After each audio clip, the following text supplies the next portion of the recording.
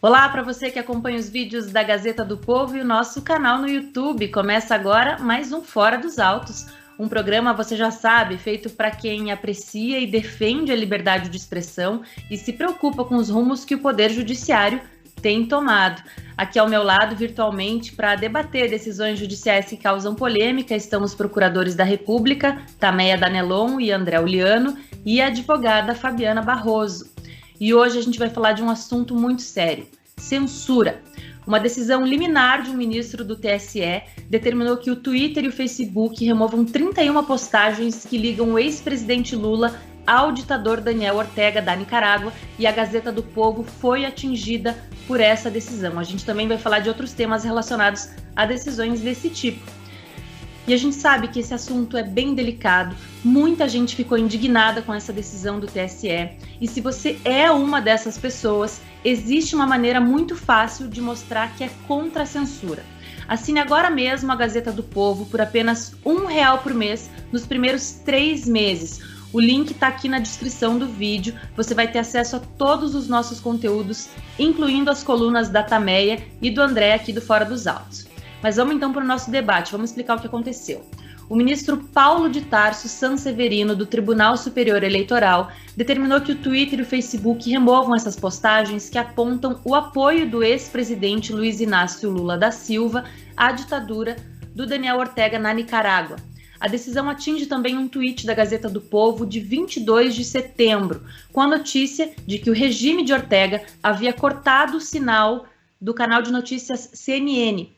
O ministro atendeu a um pedido da coligação de Lula, que alegou que em conjunto as postagens promoviam reiterada campanha difamatória contra o petista, com o objetivo de incutir no eleitor a ideia de que ele persegue e ameaça cristãos, assim como o aliado e amigo, o ditador da Nicarágua, Daniel Ortega. Vou começar então com André Uliano para comentar, porque nessa decisão o ministro diz que as postagens têm conteúdos manifestamente inverídicos e propagam a desinformação de que o Lula defendeu a invasão de igrejas, perseguia cristãos, enfim, como o ditador da Nicarágua. André Uliano, a gente classifica na Gazeta do Povo como censura pura e simples uma decisão desse tipo. O que você acha? Sem dúvida alguma, trata-se de censura, não existe a menor dúvida, e é importante a gente constatar, né? Então, o Darcy Ribeiro, ele dizia que a tragédia, o fracasso da educação brasileira não era uma crise, mas um projeto.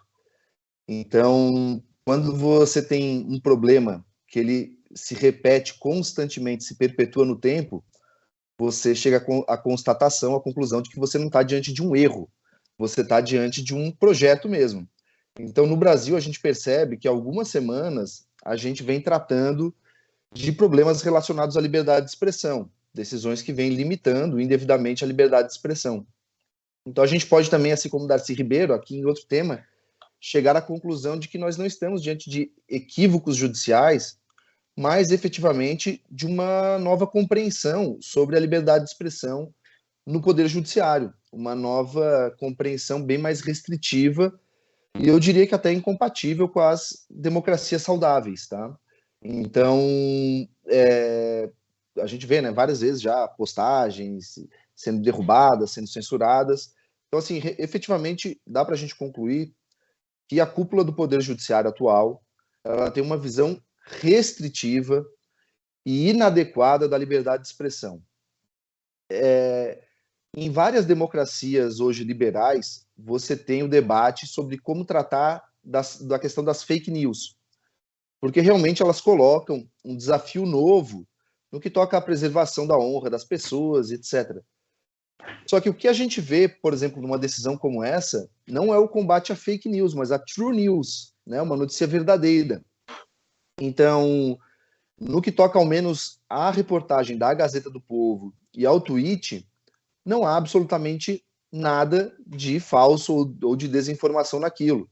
Basicamente, ela informa as pessoas de que o regime ditatorial da Nicarágua, mais um, né, ao lado de outros aí que se deterioraram na América Latina, cortou um canal de televisão, o sinal de um canal de televisão, E daí aqui acho que a gente pode até fazer um paralelo, por exemplo, com essa derrubada de canais de internet que vem ocorrendo no Brasil, por exemplo, por decisões do ministro Alexandre de Moraes.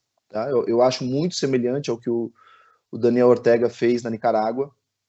Então, você derrubar aí canais de informação, jornalísticos, que tem milhões de seguidores, como aconteceu, por exemplo, com Terça Livre, que era um canal que no YouTube batia aí a própria audiência da CNN, né, no horário nobre.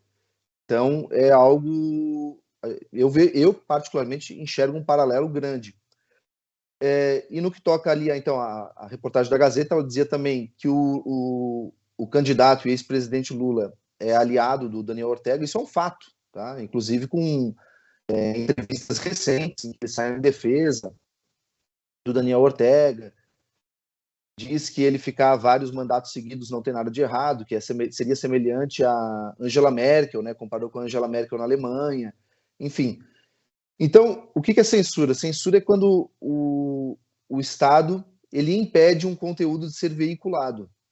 Então, assim, no caso, a gente tem censura pura e simples, e como ela se repete, como ela está dentro de um quadro, a gente pode concluir que há uma aceitação, uma posição nova do Poder Judiciário, da cúpula ao menos, que tem uma visão mais restritiva e uma visão do que eu chamo de sistema de opinião tutelada pelo Estado.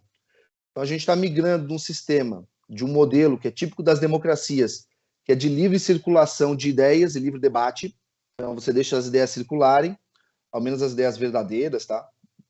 E é muito cuidadoso com qualquer restrição. Você confia nas pessoas, que as pessoas vão formar a sua opinião a partir desse conteúdo com as ideias, a partir do contato, né, com diferentes linhas de pensamento.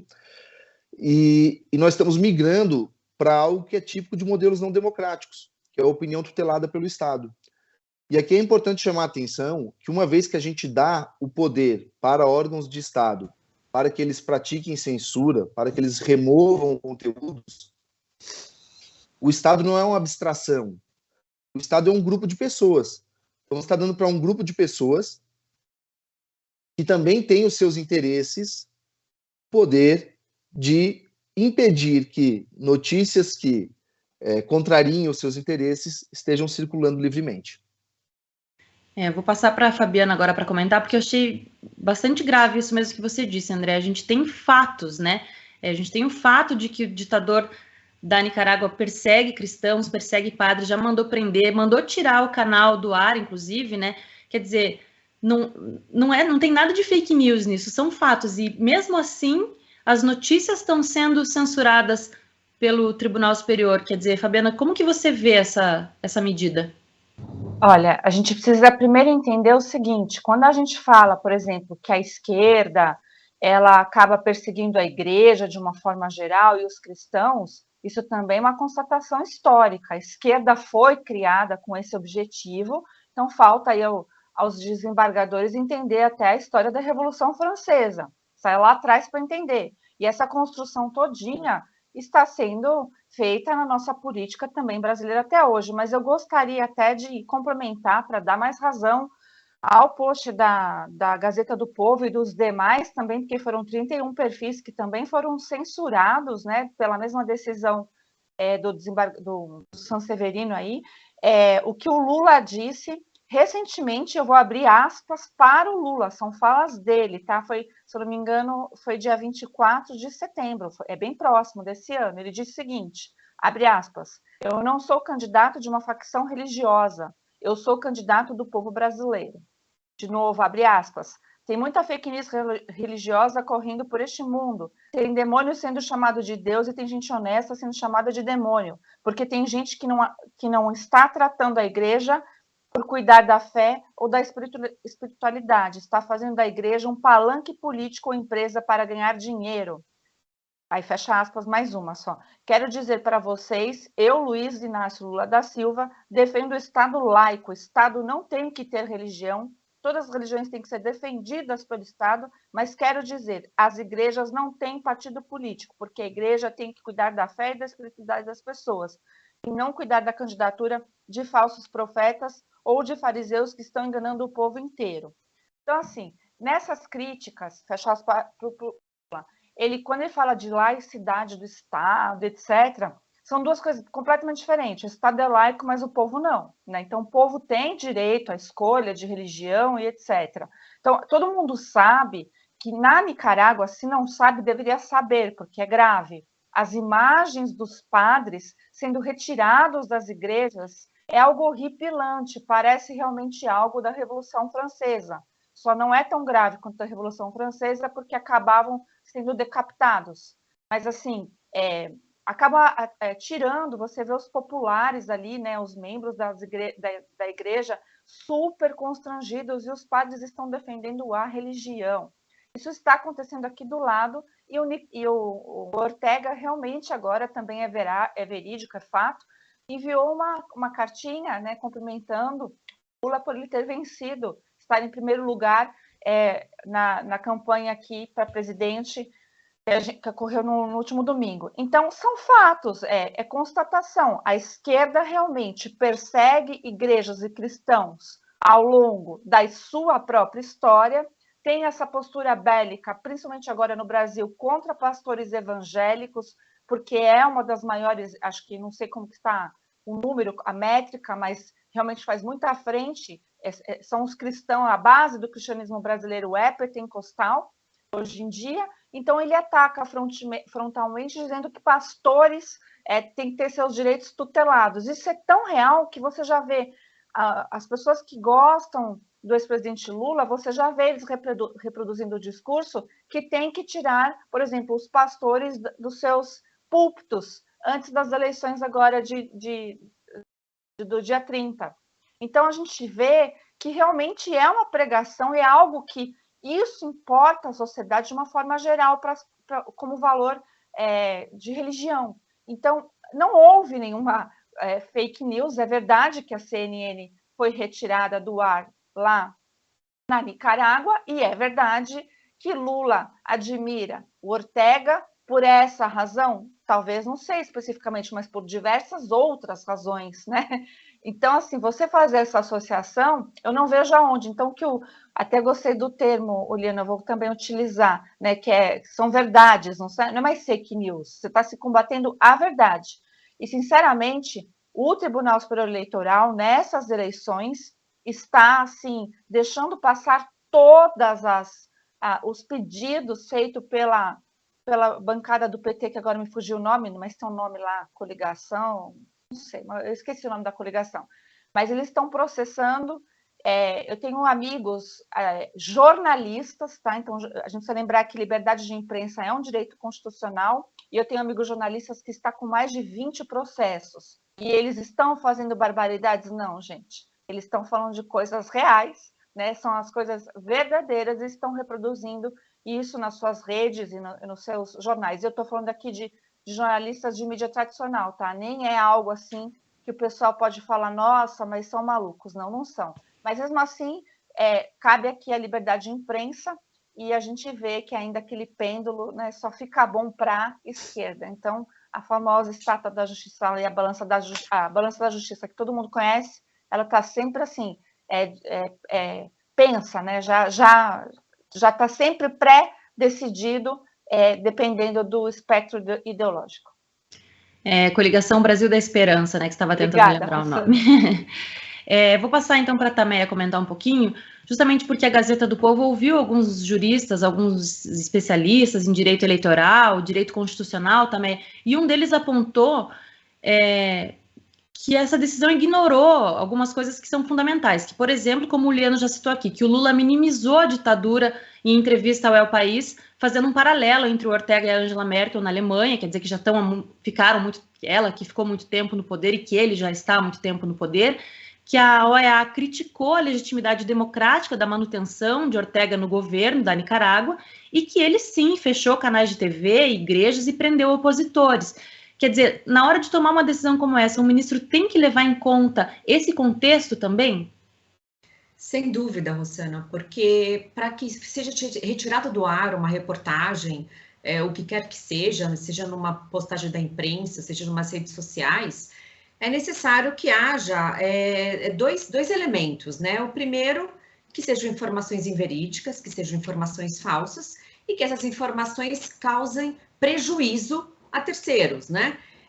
Então, isso tem que ser levado em conta. Não é simplesmente se uma matéria é ruim para uma pessoa ou para um candidato, se os dados, os fatos que elas trazem não são boas para o candidato, que vai retirar do ar, porque fato é fato. Seja uma informação que seja abanadora ou desabanadora para alguém. Então, conforme vocês todos já ressaltaram, já pontuaram, o que foi dito, primeira coisa, é verdadeiro ou não? É verdadeiro. A Gazeta se baseou em fatos. Não foi fechada diversas igrejas, não teve cristãos sendo perseguidos, padres e freiras perseguidos pelo ditador, não houve a interrupção da transmissão da CNN Espanha lá na Nicarágua. O ex-presidente Lula não se declara amigo do Daniel Ortega, então são fatos, é a realidade. São coisas que aconteceu, que não há qualquer tipo de invenções, né? Não há dúvida quanto a isso, contra esses fatos. Agora, se esses fatos que são verídicos podem ser negativos, se associados ao ex-presidente Lula, é uma outra questão. E se for negativo, não dá para se invocar essa suposta negatividade. Suposta não, porque não de fato, não é nada positivo, né?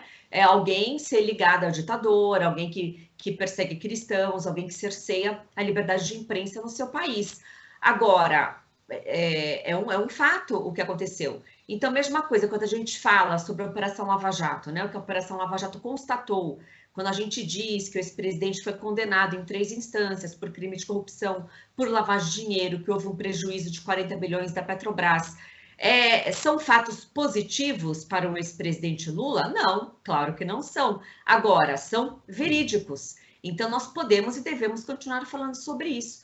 Agora, o que aconteceu foi a mais pura censura. E essa censura, essa impossibilidade de veículos de imprensa fazerem menção a fatos verdadeiros, está acontecendo. Eu posso trazer outros fatos, quando teve a colaboração premiada do Marcos Valério, onde em seu depoimento gravado, na colaboração premiada que foi homologada pelo STF, ele mencionou que havia uma suposta ligação entre o PT e o PCC. O que aconteceu? Os veículos de imprensa começaram a divulgar essa informação, né, divulgar os vídeos do Marcos Valério. Não foi nada criado por ninguém, criado pela imprensa. Foi dito pelo Marcos Valério. Daí o TSE proibiu a veiculação dessas informações, né? Agora, bem recentemente, né, foi divulgado um áudio do Marcola, que é o chefe do PCC, que está no presídio, que está preso, um áudio captado pela própria Polícia Federal, onde o Marcola diz que, embora o Lula, o ex-presidente, seja um pilantra, seria a melhor opção para votação. Isso é mentira? Não, alguém impugnou essa fala, alguém disse que era uma gravação mentirosa, alguém disse que a Polícia Federal não teve esse áudio? Não. Abonador para o ex-presidente Lula? Também não é, mas o ponto é se é verdadeira ou se é falsa. Nós não podemos, a justiça não pode sair derrubando perfis, derrubando notícias sobre o argumento de que não seria verdade. E ainda que houvesse uma dúvida se aquele conteúdo é falso ou não, eu entendo que ele deve ser preservado, porque a Constituição ela assegura a liberdade de imprensa, assegura a livre liberdade de manifestação do pensamento. Então, não se pode partir do pressuposto que aquela notícia é falsa e sair censurando veículos, e sair censurando redes sociais. Agora, um outro paralelo que nós vemos, né, que o TSE ele está muito ativo, né, no que se refere a cercear esses perfis, e só fazer um paralelo sobre as propagandas eleitorais do presidente Bolsonaro. Era proibido mencionar imagens das manifestações de 7 de setembro, era proibido divulgar o discurso feito na ONU, o discurso dele no episódio do falecimento da rainha. Agora, algo disso é falso? Ocorreram as manifestações de 7 de setembro com milhões de pessoas? Ocorreram. Ocorreu a manifestação na ONU? Agora, por que isso não pode ser divulgado? Então, volta a falar aquele duplo padrão que a gente sempre analisa, a gente percebe que a justiça está pendendo sempre para um lado e sempre para beneficiar um dos candidatos. Vou passar para o André Oliano, que chegou a dar uma olhada, né, André, nessa decisão, acho que eu tinha passado para vocês até.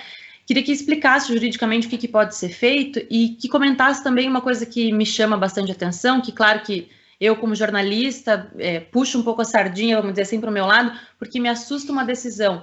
Uma coisa é você pedir para um perfil particular sair do ar porque está ofendendo a honra de alguém. Agora, outra coisa é você exigir que um veículo de comunicação, quer dizer, que apura a informação, que é conceituado, que tem mais de 100 anos, né? Vamos ser honestos aqui, um jornal que tem mais de 100 anos de história, que retire uma publicação do ar, né? Eu acho que tem muita diferença. Eu me sinto pessoalmente até atingida justamente por isso, porque me vejo nessa situação. Uma coisa eu acho que é você tirar um perfil particular que ofende alguém, até o contexto, nesse caso, seria irrelevante, e pedir para um jornal, para um veículo nacional, tirar uma publicação do ar. Tem que pesar nisso também, pensar nisso na hora de tomar uma decisão desse tipo.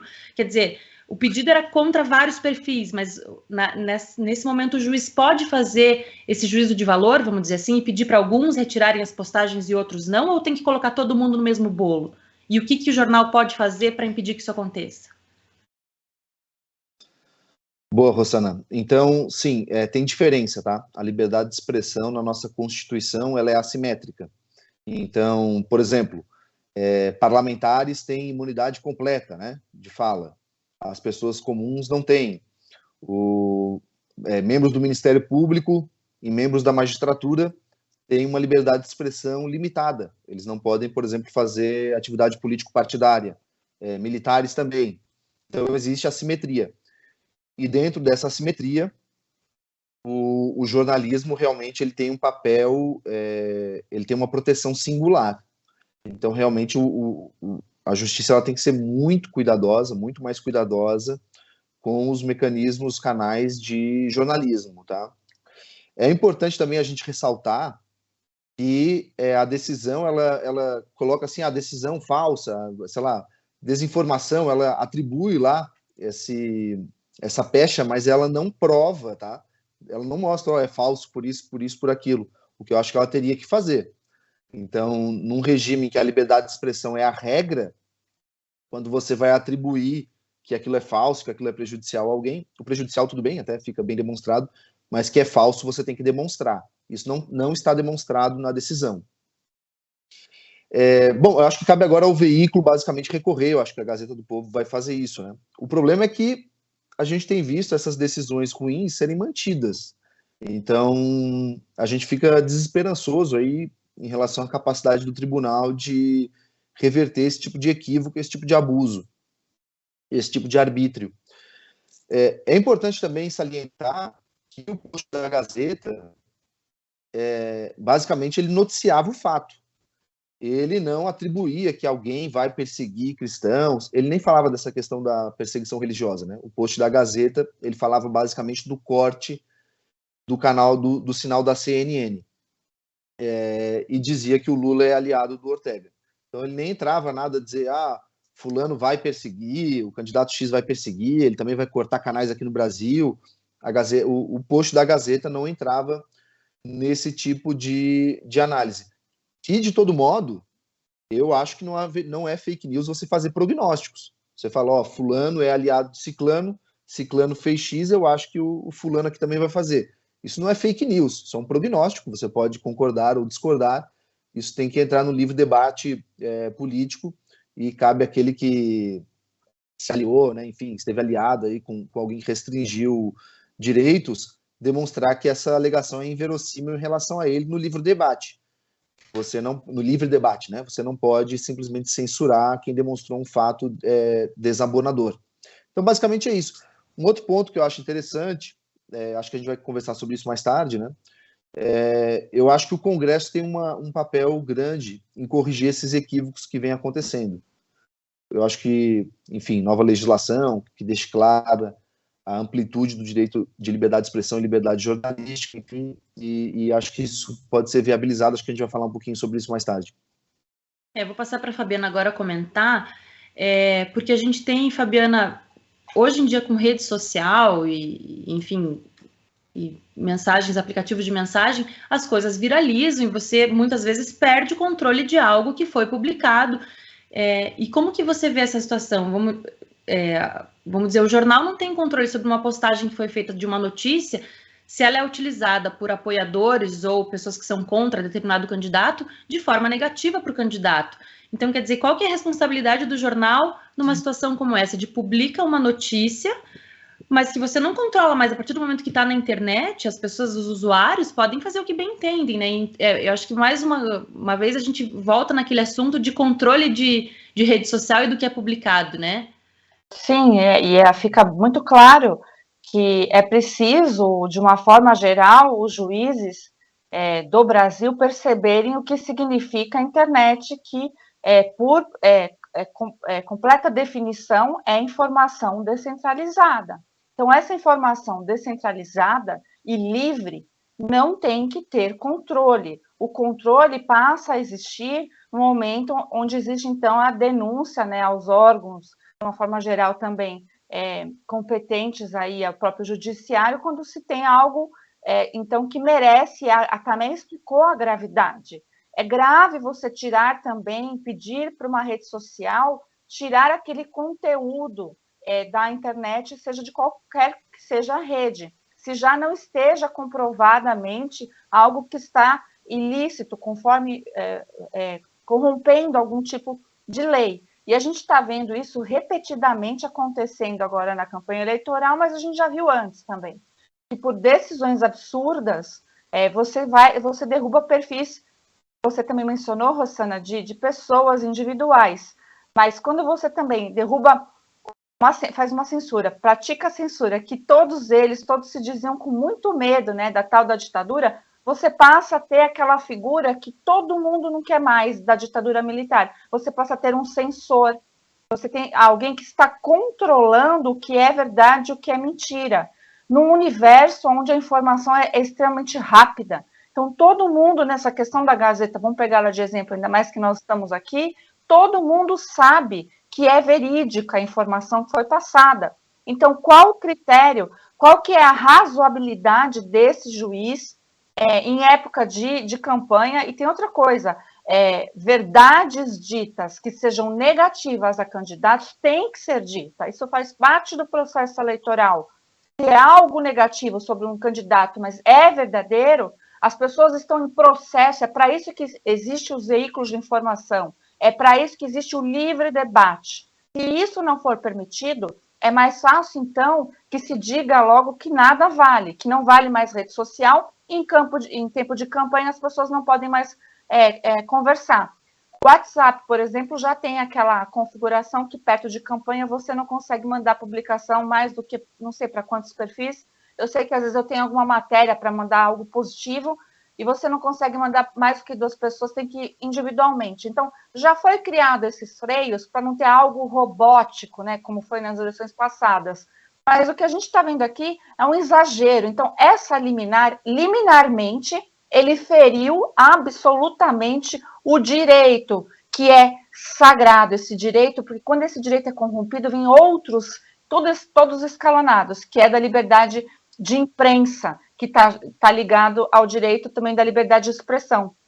Então, o que a gente está acompanhando, veja, não é mais agora, a gente não está falando daquele, ou do Alexandre de Moraes, que está lá no TSE, que às vezes parece até perseguição, ou de um ministro, não, a gente está falando agora do Sanseverino, é outro desembargador. Então, a gente vê que na hora que essa coligação, que eu tenho dificuldade de guardar o nome, coligação Brasil, né, Brasil alguma coisa, a gente percebe que quase todos os pedidos são atendidos. Eu repito, eu sei porque tem vários conhecidos, amigos, que estão sendo processados pela coligação, e a dificuldade também, porque a máquina, quando é usada, existe também uma outra censura indireta. Quando você tem um assédio jurídico, e é o que está acontecendo na minha visão, você acaba calando as pessoas. Essa coisa de assédio jurídico, depois acaba até revertendo. Mas veja, quantas pessoas não ficarão caladas com medo de tomar um processo judicial. Nem todo mundo está disposto a sofrer isso. E também é uma coisa que a Fabiana falou que me fez prestar atenção e pensar novamente nessa situação, que foi uma decisão liminar. Quer dizer, claro que a gente tem período eleitoral, de campanha, a gente já comentou também sobre isso, as decisões precisam ser rápidas, quase que imediatas. Mas, quer dizer, você tomar conseguir uma liminar nesse aspecto é bastante grave, eu vejo com muita gravidade, né? Essa decisão tem que ser submetida ao pleno, quer dizer, não tem que pensar um pouco melhor antes de tomar uma decisão desse tipo. E eu insisto, a gente também já falou aqui, às vezes você tem vídeos vazados na internet que ofendem tanto a honra de algumas pessoas que são tão difíceis de tirar do ar, e quer dizer, uma notícia foi tão simples assim, né? Exatamente. Quando é uma decisão liminar, é porque está muito patente ou a mentira, né, ou o dano à pessoa, ou a má-fé, porque, de fato, tem que ter uma apuração, tem que ter um levantamento de provas, ainda mais quando é proferida por um tribunal, né? Então, tribunal já é colegialidade, não é apenas uma pessoa.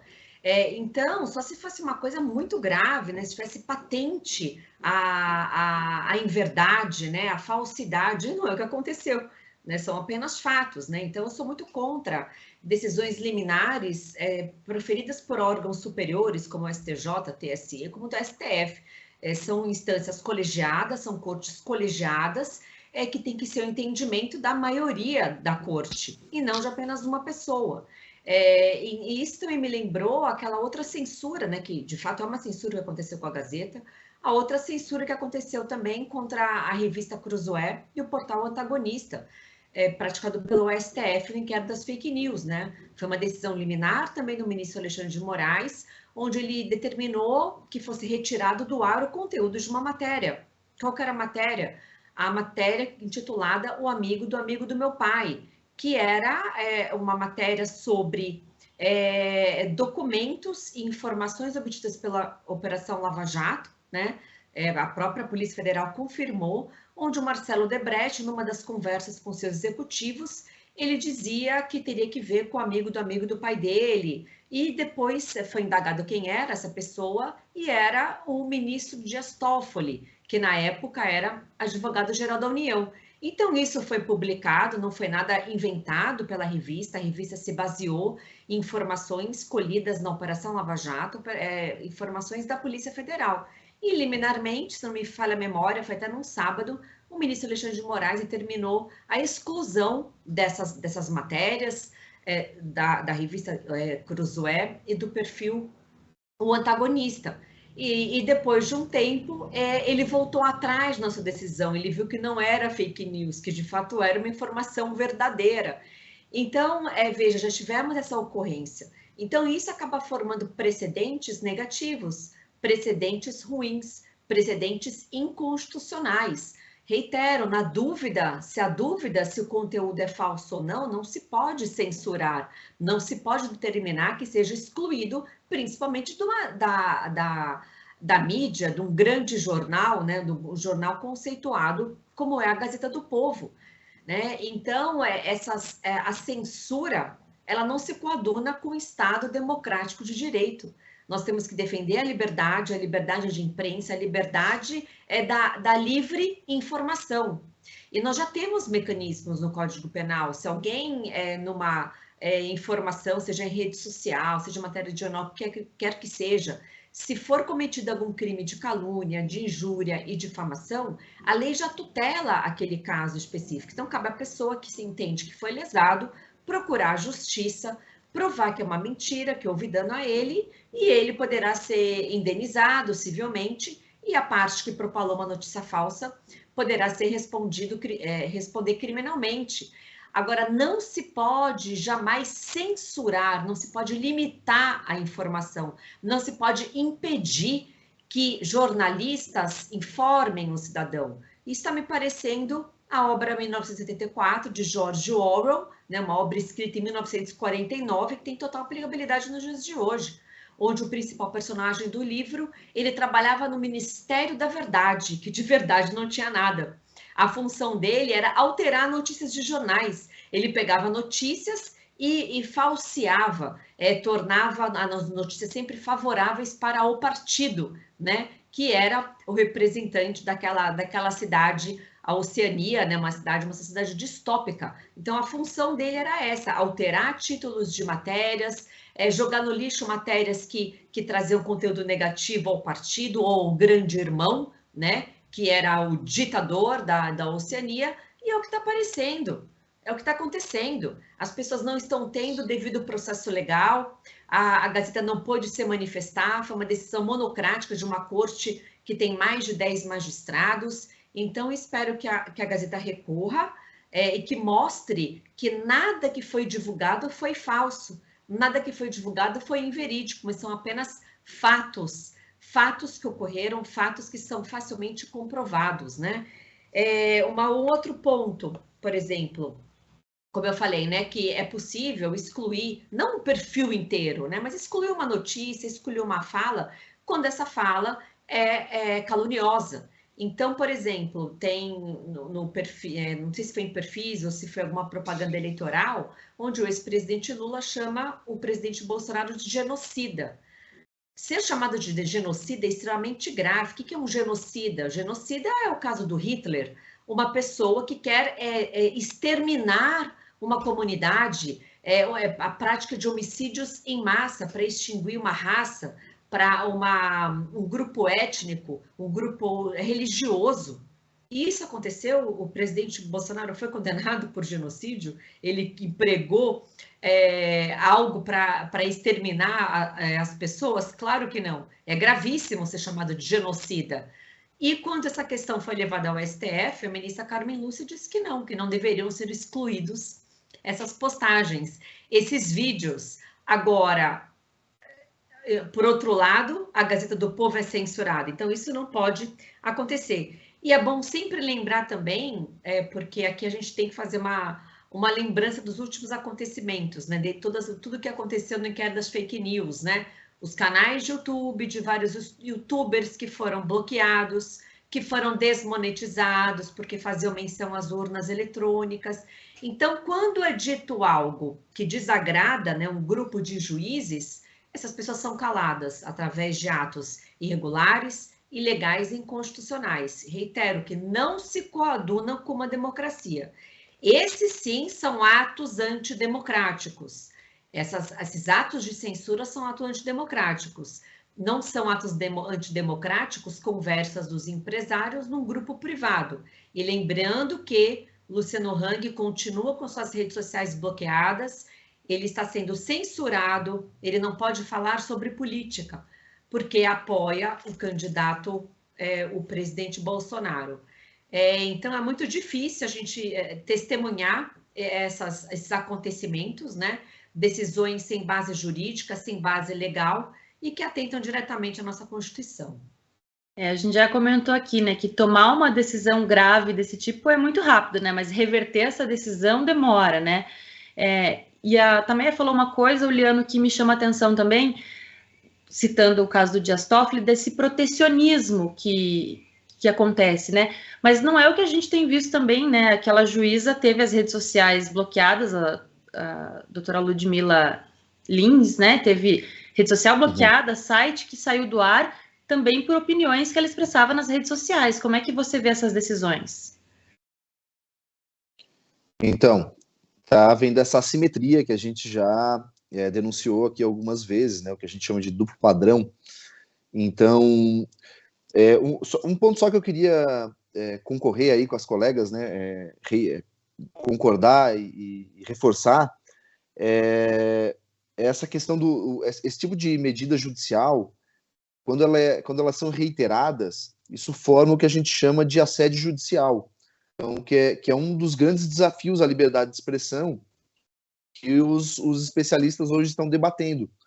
Porque você pode ter a censura, os casos mais claros, mais impactantes, mais bizarros, e por isso se tornam mais antipáticos de violação à liberdade de expressão. E por isso mesmo aqueles que querem, de algum modo, restringir o debate, eles, em geral, hoje em dia, optam por mecanismos mais light, vamos colocar assim, né? Então, esse instrumento do assédio judicial reiterado, é um dos grandes desafios que tem sido debatidos, porque você começa sempre que você faz uma matéria que vai numa determinada linha editorial ou numa determinada linha política, você sofre uma retaliação. Quando você faz matéria em outro sentido, você não sofre. Então, com isso, você cria um custo muito maior de defender uma posição e você estimula a defesa da outra posição, porque ninguém quer ficar sofrendo retaliação. Então, você cria um estado artificial do debate. Uma determinada posição, ela circula mais não porque ela é melhor, não porque ela tenha mais adesão, mas simplesmente porque é menos custoso defendê-la no ambiente público.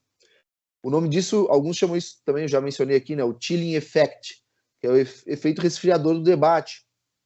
À medida que as pessoas percebem que uma determinada opinião sofre retaliações que outra oposição não sofre, automaticamente você vai criando você vai induzindo o debate para que ele vá num determinado sentido. E só para a gente perceber como esse problema não é só brasileiro, não é dessa semana, tá? Na última eleição americana isso aconteceu.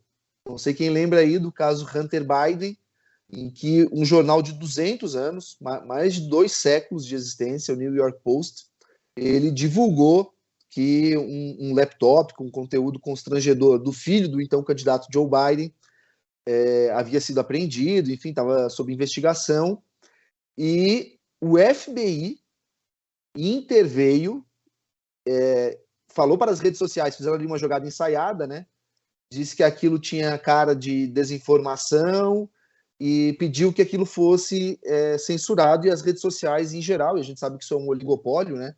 Então 2, 3 ali, elas têm condição de resfriar muito o contato com aquela notícia, elas passaram a dificultar, travar posts, reduzir alcance, uma série de medidas. Hoje a gente sabe que a matéria era completamente verídica.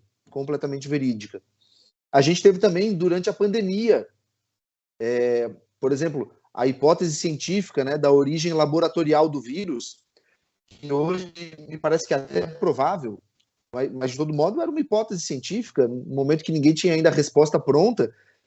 Várias redes sociais, por recomendação de órgãos de Estado dos Estados Unidos, passaram a censurar como fake news, como desinformação, e hoje a gente sabe que essa é uma hipótese que vários cientistas levantam, apontam razões pelas quais ela é crível, e me parece que é até provável, né? Então a gente vê que isso aí, nós estamos vivendo um momento de deterioração da liberdade de expressão. Assim, é um caminho. Isso que aconteceu com a Gazeta agora não é um ponto, ele é um ponto numa linha de deterioração. E isso que é preocupante. O filme é muito mais preocupante do que a foto. Então, assim, é muito importante que as pessoas se sensibilizem para isso. Porque onde você não tem liberdade de expressão, você não tem dignidade humana, você não pode expressar a sua personalidade livremente, você não tem opinião livremente formada, porque você forma a sua opinião com as informações que te chegam. Se todo mundo que quer te informar está sendo censurado, a não ser quando concorda com os donos do poder, então a sua opinião está viciada. Você não tem democracia, porque democracia depende de livre debate de ideias, e a gente está vendo isso agora nessa eleição, muito forte, muito forte. Isso foi um discurso preparado desde 2018. Veja que aquilo que parecia talvez ridículo, quando falavam as eleições de 18 foram decididas por fake news, e aquilo parecia assim, um discurso ridículo, a gente vê que foi extremamente eficiente. Essa foi a maior fake news de 2018, né? A dizer que a eleição tinha sido decidida por fake news. Mas aquilo preparou campo para você restringir violentamente a liberdade de expressão agora. E se as pessoas não se sensibilizarem, não se manifestarem, enfim, isso pode continuar se deteriorando. E, além de tudo, a liberdade de expressão é necessária para a proteção dos demais direitos. Porque quando você tem uma violação a um direito, o modo que você tem de sensibilizar a opinião pública em relação àquilo é denunciar aquela violação. E, para isso, você precisa de liberdade de expressão. Então, ela é até instrumental para a defesa de outros direitos. E daí você falou bem, Rosana. Agora a gente teve esse caso da Ludmilla. Ela é uma juíza de direito, né? Ela tem uma atuação bastante ativa nas redes sociais. Eu gosto muito do trabalho dela, eu sou fã do trabalho dela, aprendi muito com ela. Tem gente que fala que acha que ela exagera, ou fala muito, sei lá, da União Soviética, enfim. Agora, o hiperbólico está dentro da liberdade de expressão, em qualquer democracia sã, sadia, né? E, então, assim, eu nunca vi ninguém falar algo que realmente seja ilícito que ela promoveu. Eu nunca vi ninguém falar, ela fez isso aqui, consegui denunciar, né, apontar, indicar algo realmente ilícito. Ela tem o jeito próprio dela, que tem muitos seguidores, muita gente que gosta, enfim. E vocês podem ter acesso, quem quiser depois, eu não vou falar aqui porque me estenderia demais, tá? Mas está no site do CNJ, você tem uma notícia que é: CNJ abre novo processo sobre manifestações de juíza mineira em redes sociais. Dentro dessa notícia, você vai ter a íntegra do corregedor atual do CNJ, que é o doutor Luiz Felipe Salomão, que é o mesmo que determinou aquela desmonetização de canais de direita, e o mesmo que foi relator da cassação do ex-deputado Francisquini, que a gente comentou aqui no nosso programa, né? E ali ele tem tudo que ele considerou para abrir esse procedimento. E assim, não me parece ter nada demais, tá? Então ela faz algumas críticas muito educadas, a meu ver, sobre a questão do inquérito das fake news, né? O inquérito do fim do mundo, enfim. Em algumas entrevistas. O que ele coloca aqui, né, pelo que eu dei uma olhada, está em negrito alguns trechos, eu acho que é o que ele considerou mais relevante. Não vejo nada assim que viole a ética profissional.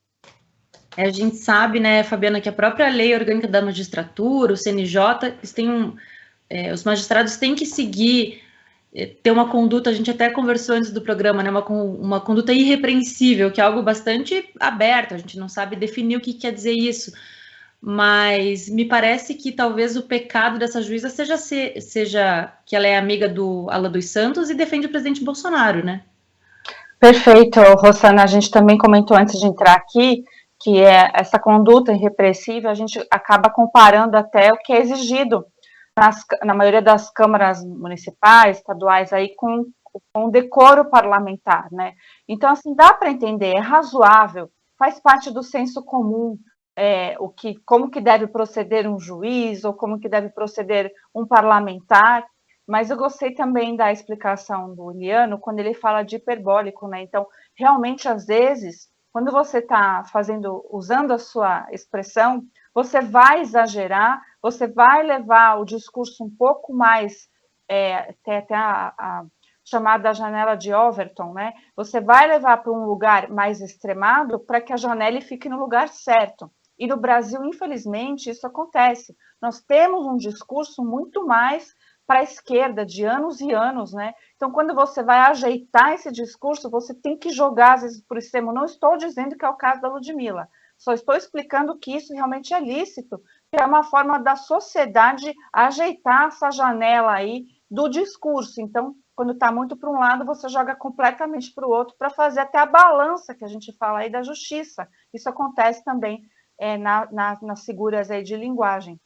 E o que eu vejo, como você perguntou, o que aconteceu com o jornalista Alan dos Santos, eu acho que é uma das coisas mais vergonhosas recentes, e eu me ressinto demais, é um assunto que eu quase não falo, não por medo.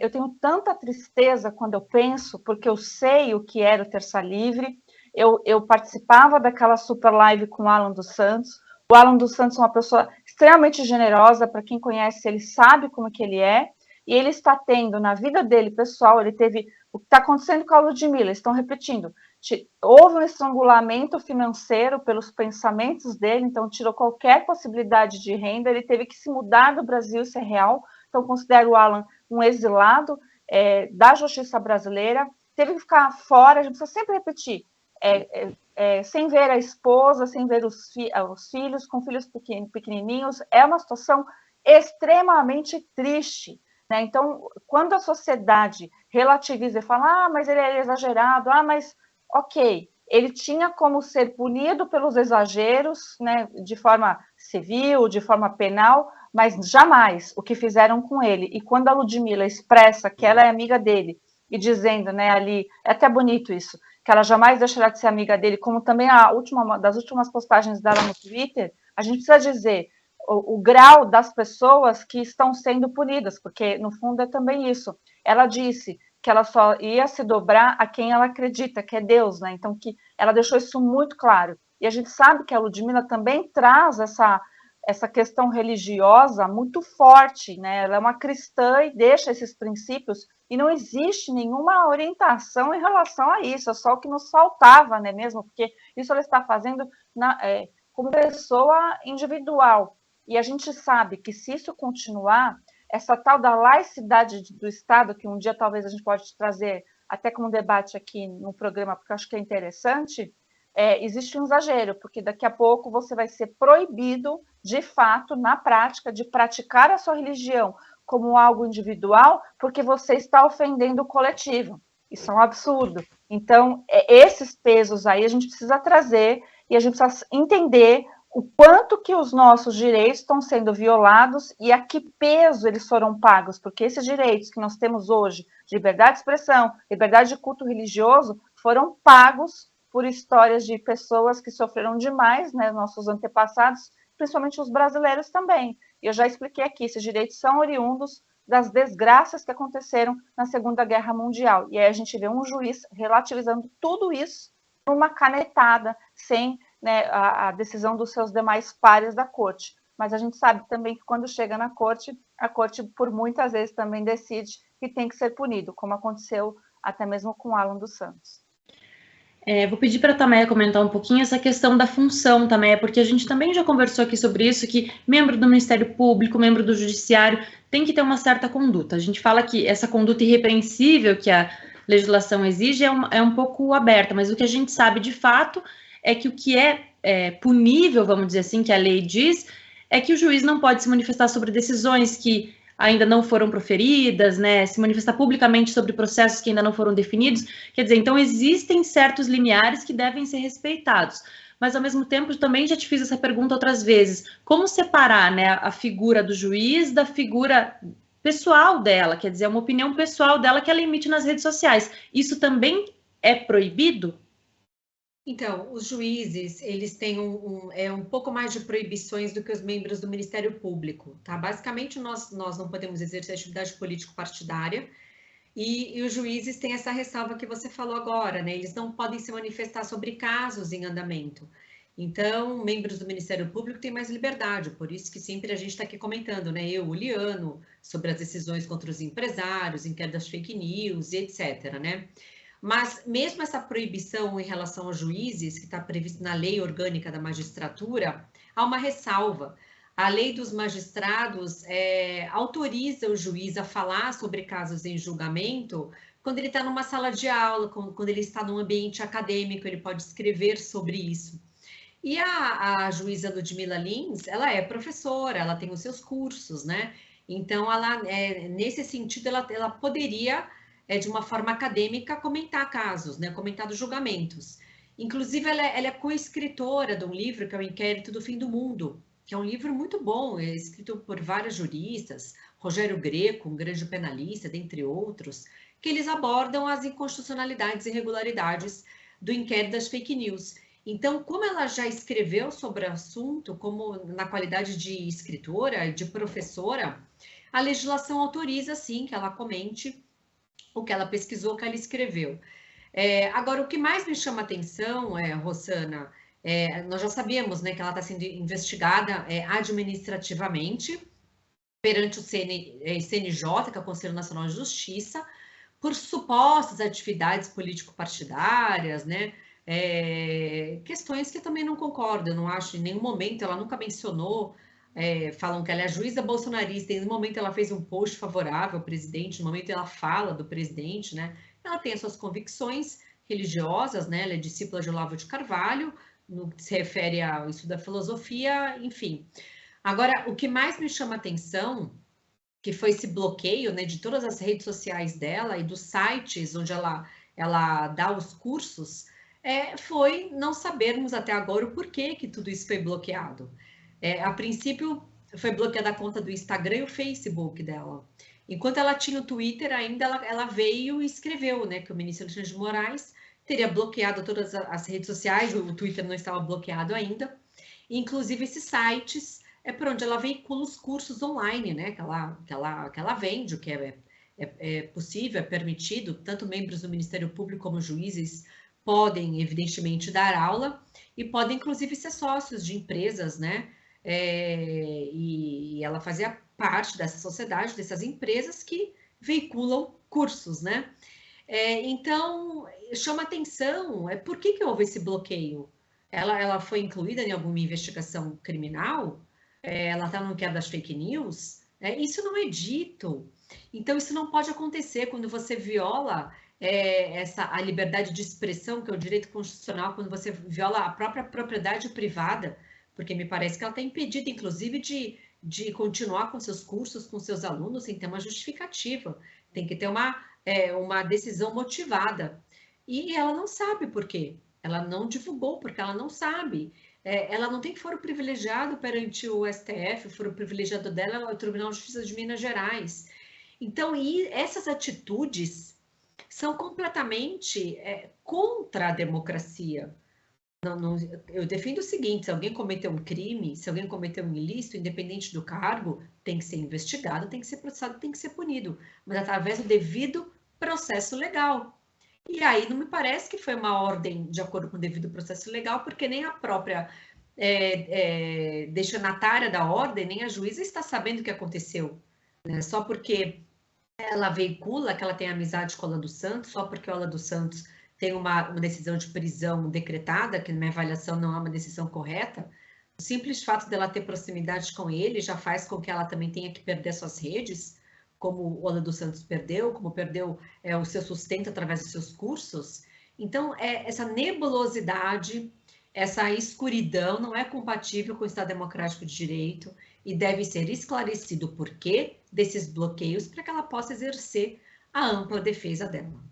Vou passar então para a nossa rodada final desse bate-papo, para comentar sobre essas eleições agora que elegeram um Congresso, então, um pouco diferente, né? Quer dizer, a gente teve, a partir de 2023, uma nova configuração na Câmara dos Deputados e uma renovação aí de forças. Entre os partidos, a maior bancada ficou com o PL, que elegeu 99 deputados, e a segunda colocação com o PT, que conseguiu 68 cadeiras, mas a Federação Brasil da Esperança, que reúne o PT, o PCdoB e o PV, somou 80 cadeiras. E a terceira maior bancada vai ser a do União Brasil, com 59 deputados, que é um pouco mais alinhada, vamos dizer assim, com o PL. Como que isso pode impactar na relação com o STF? André Uliano, você acha que, a partir de agora, pode ser, então, que essas decisões meio polêmicas do STF, até dos ministros do TSE, eles podem tomar um pouco mais de cuidado a partir do momento que o Congresso, então, está se voltado com um pensamento um pouco mais diferenciado? Olha, eu creio que isso é viável. Tem muita gente falando de que vai ter impeachment, que os ministros estão receosos. Eu acho que isso aí já é um pouquinho o pessoal plantando o caos, assim, né? Plantando a discórdia ali. Eu não acredito e acho que não seria interessante o enfrentamento, enfim. Eu acho que você tem que corrigir os abusos.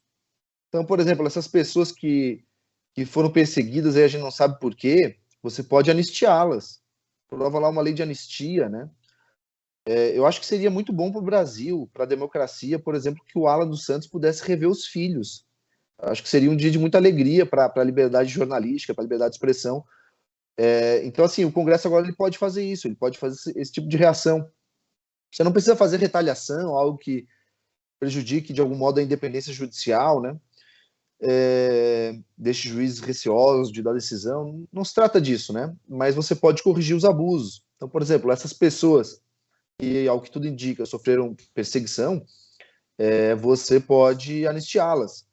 Você pode fazer leis que reajam. Por exemplo, se tem lá um ministro aplicando medidas cautelares sem previsão legal, sem ouvir o Ministério Público, você pode criar lá, daí sim, você pode criar um crime de responsabilidade, que é a imposição de medidas cautelares não previstas em lei sem ouvir o Ministério Público.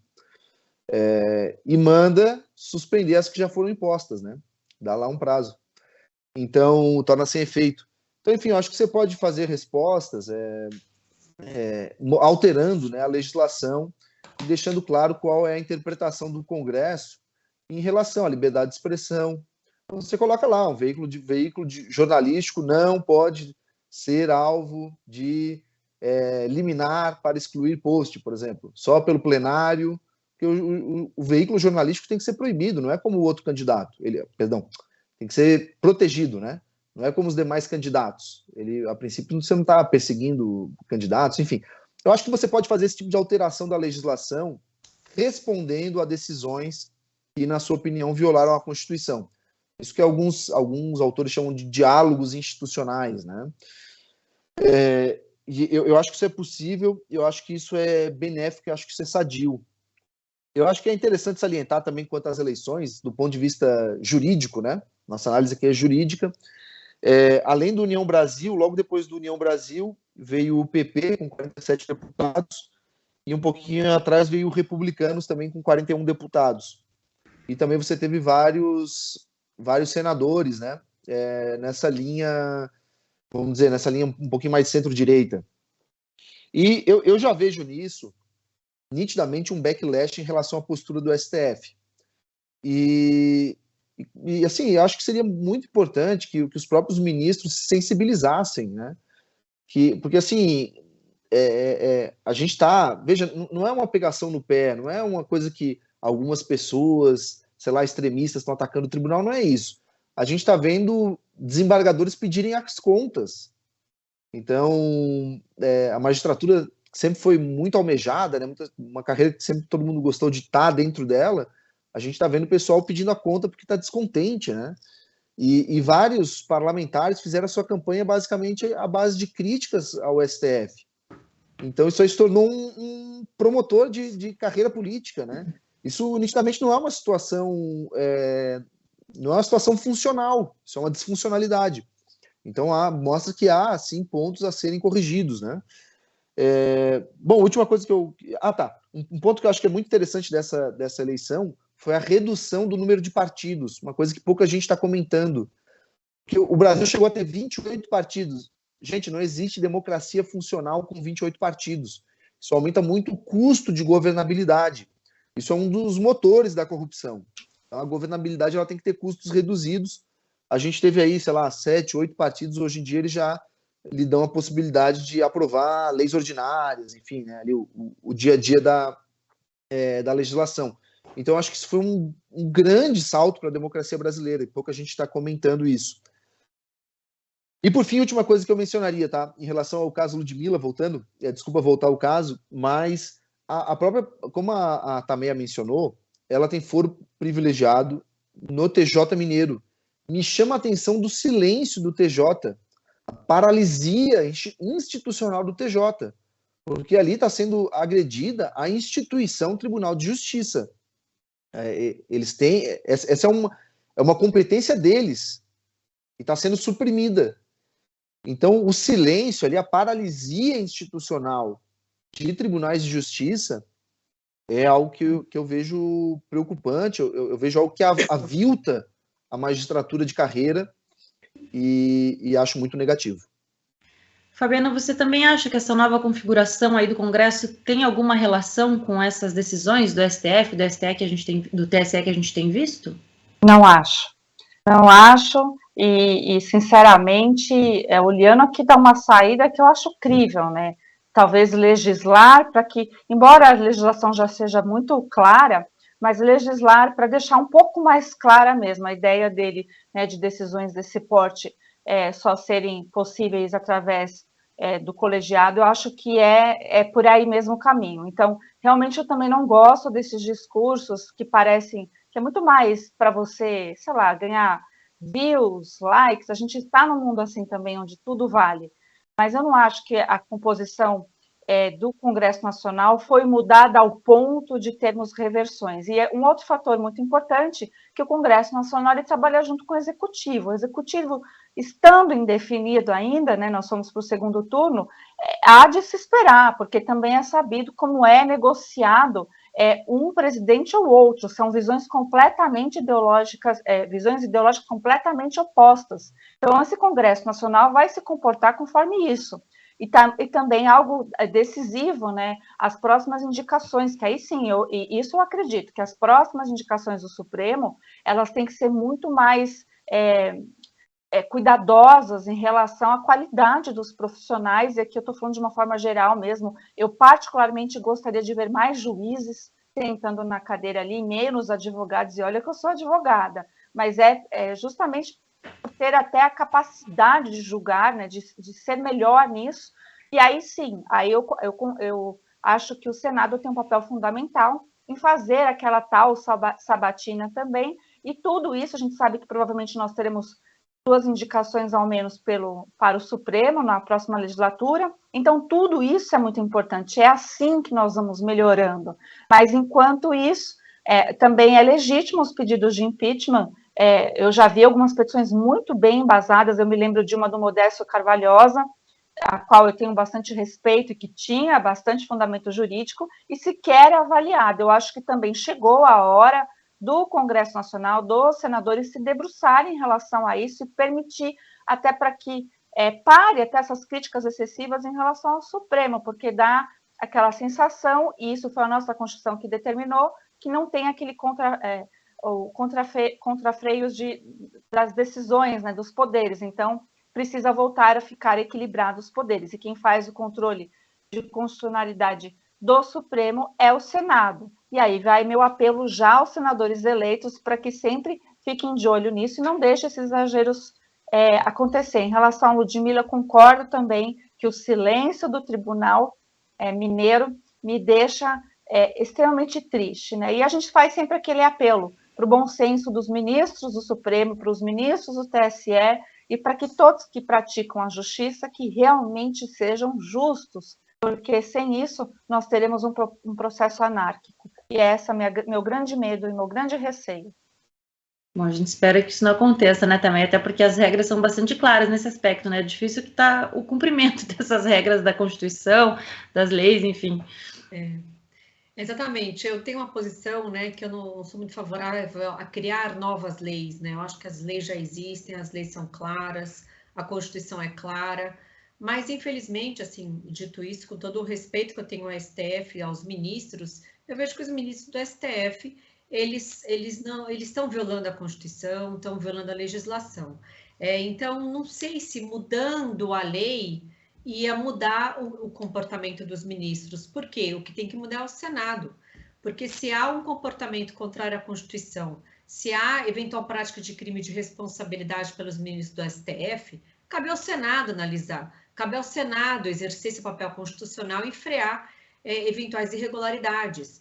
Então, agora houve uma grande mudança, seja no Senado, na Câmara dos Deputados, o Congresso está com ideias mais conservadoras, né, com foco na segurança pública. Então, eu espero que o próximo presidente do Senado, que ele seja comprometido com a Constituição e exerça o seu papel. Não estou dizendo que tem que ter perseguição aos ministros do Supremo, não é nada disso, mas que se debruce nos pedidos de impeachment, naqueles que são bem fundamentados, naqueles que têm elementos, e adote, exerça o seu papel, E, além disso, também eu espero que, como assim, na minha visão, né, a instituição que mais tem causado insegurança jurídica e muita instabilidade social é o Supremo Tribunal Federal.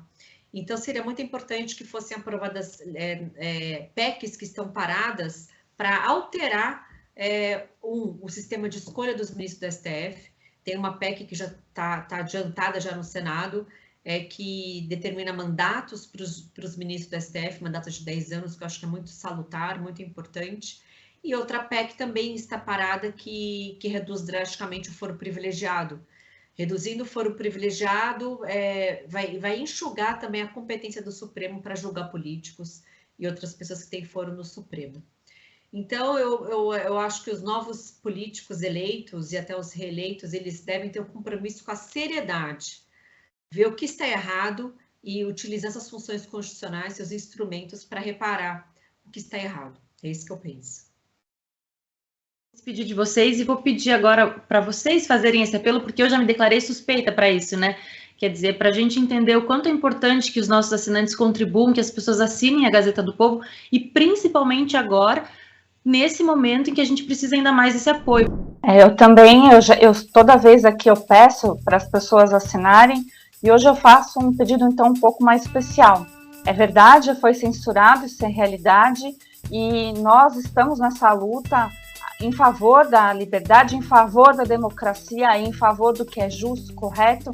Então, a maneira você aí do outro lado, que você tem de contribuir para um projeto sólido, né, que já está tantos anos no mercado e que agora vem em favor, é o grito da liberdade aqui, é você assinando. E a assinatura aqui está realmente muito pequena pelo trabalho, são inúmeros profissionais envolvidos nesse jornal, e eu tenho muito gosto de fazer parte aqui desse programa Fora dos Autos com vocês, meus colegas aqui do direito, mas eu sei que também o time da Gazeta do Povo é realmente excepcional, então você do outro lado saiba disso. E quando eu coloco minha chancela aqui, eu estou falando de algo que realmente eu acredito, e o jornal é muito importante para nós. Então assine a Gazeta do Povo, considere, por gentileza, dessa vez esse pedido com carinho. Então, para aqueles que puderem, é a hora, tá bom? E até semana que vem. Muito obrigada pela companhia de todos e por essas discussões. Realmente esse programa é uma alegria fazer. Obrigada, Fabiana, também. Então, tchau para você, até semana que vem. Então, de fato, a Gazeta do Povo sofreu uma censura, então é importante que a sociedade demonstre o seu apoio à Gazeta do Povo, demonstre que não compactua com censuras, com cerceamento de liberdade. É um jornal que traz voz para todos, apartidário, com visões de mundo distintas, e traz a informação correta, traz a verdade. Então, se você se sensibilizou com essa censura e quer que a Gazeta continue com o seu trabalho, eu peço que assine a Gazeta do Povo. Tem a minha coluna toda terça-feira, tem coluna do André Oliano também, excelentes colunistas, um conteúdo de qualidade, de informação. Então, é muito importante que o brasileiro, neste momento, dê este apoio à Gazeta e se posicione contra qualquer tipo de censura e arbitrariedade. Então, convido que você assine também para fazer parte aqui do grupo e para que o nosso trabalho continue, né? Então, muito obrigada pela audiência, e a gente aguarda todos vocês na próxima quinta-feira, às 8 horas da noite. Obrigada a todos. Tchau, tchau, gente.